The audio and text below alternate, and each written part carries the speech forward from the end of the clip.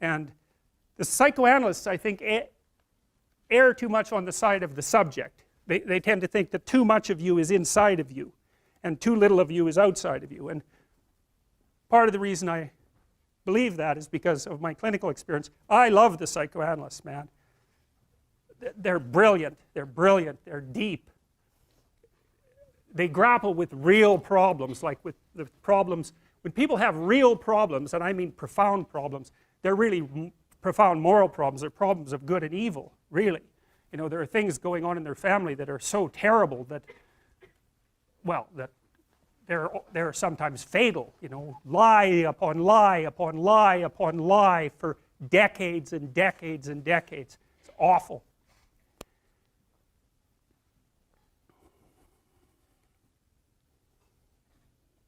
And that's not exactly inside them. It's out there in the world. And lots of the people that I see, very famous critic of psychology, I can't remember his name, but I probably will, criticized the practice of psychology quite effectively in the, I believe in the early 60s. The Myth of Mental Illness by Thomas Szasz, S-Z-A-S-Z. It's a classic. You should read it. If you're interested in psychology, read it. Like, it's a classic. And he basically said, most people have problems in living, they don't have psychological problems. And so I've experienced, despite my love for the psychoanalysts, very frequently what I'm doing as a therapist is helping people have a life that would work. You know, and you can parameterize that. It's like, what do you need? How about some friends? That, people kind of like that. How about an intimate relationship with someone that you can trust, that maybe has a future? That'd be good. How about a career that puts you in a dominance hierarchy somewhere, so at least you've got some possibility of rising, some possibility of stabilizing yourself, and a schedule and a routine, because no one can live without a routine. You just forget that. If you guys don't have a routine, I would recommend, like, you get one going, because you cannot be mentally healthy without a routine. You need to pick a time to get up, whatever time you want, but pick one and stick to it, because otherwise you dysregulate your circadian rhythms and they regulate your mood. And eat something in the morning. I've had lots of clients who've had anxiety disorders. I had one client who was literally starving. Very smart girl. There was very little that she liked. She kind of tried to subsist on like half a cup of rice a day. She came to me and said, I have no energy. I come home, all I want to do is watch the same movie over and over. What, like, is that weird? And I thought, well, it depends on how hard you work. You know, it's a little weird, but whatever. It's familiar. You're looking for comfort. So I did an analysis of her diet. It's like 3/4 of a cup of rice. It's like, you're starving. Eat something. You know,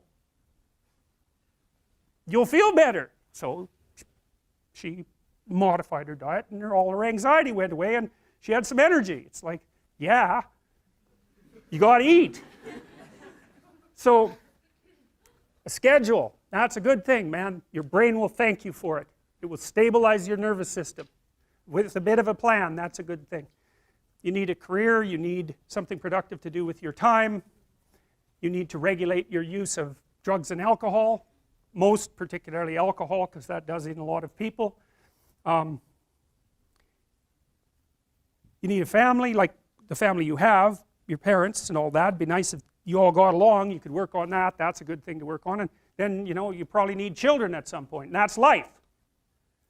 That's what life is. And if you're missing, you know, you may have a good reason to not be operating on one of those dimensions. It's not mandatory, but I can tell you that if you're not operating reasonably well on 4, I think I mentioned 6, if you're not operating reasonably well on at least 3 of them, there's no way you're going to be psychologically thriving.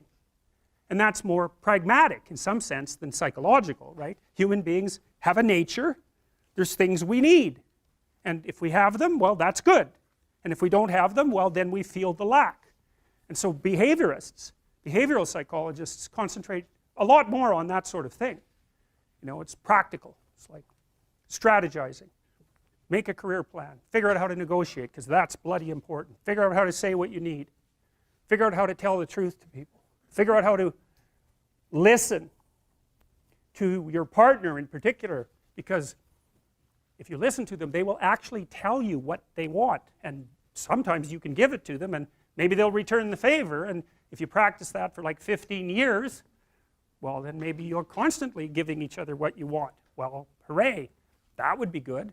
And then there's two of you under most circumstances, and it's better to have two brains than one, because people think differently because of their temperament mostly.